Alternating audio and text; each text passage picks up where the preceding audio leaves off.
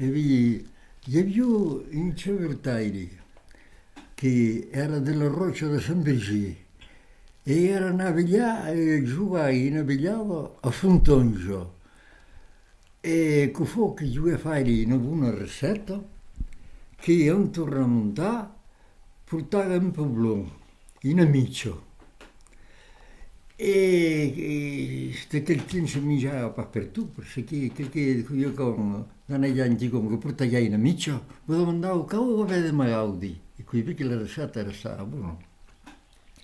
Bon, torno a montare a pe, in cur de rutto, per vado alle vere capello, entre la roccia e lo rufio l'ivere. C'è lui che lo figlio di Pardaglieme, pastorlone. Oh, se foi ma gravata tutto il approccio.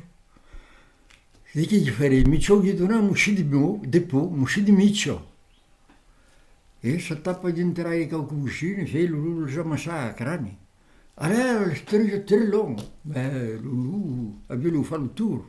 E viene un momento che ne avevo più di miccio, ne avevo più ciò. E lui, quello che rendeva le famiglie, che si è serrata lamentando io, costa, io dico che fare io, come mi ci vuoi tirare che la vecchia da qui, aveva le cevuto, alla mia tappa la cevuta, gli lancia un cotte cevuta attraverso comunque, e come si trova un po' di vindighin, le cevute più ne quec, e lui fa un sale in cara fru, poi si fa il secco gli fugatava per un po', si tappa la lusciata la cevuta, e arrivai in villaggi e in giorno la cevuta.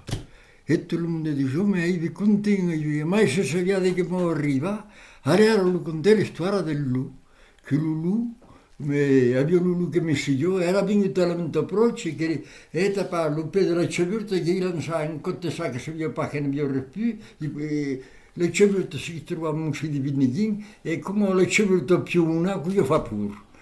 E allora, per credere che io giocavo alla marcia, io giocavo alla marcia tutto il long del Cemino, la marcia della Ceburta.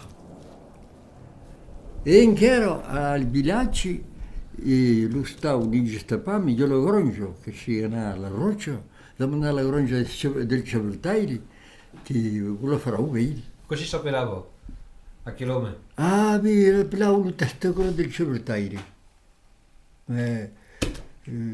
Bugi un po' di pamagiri, sai, passano.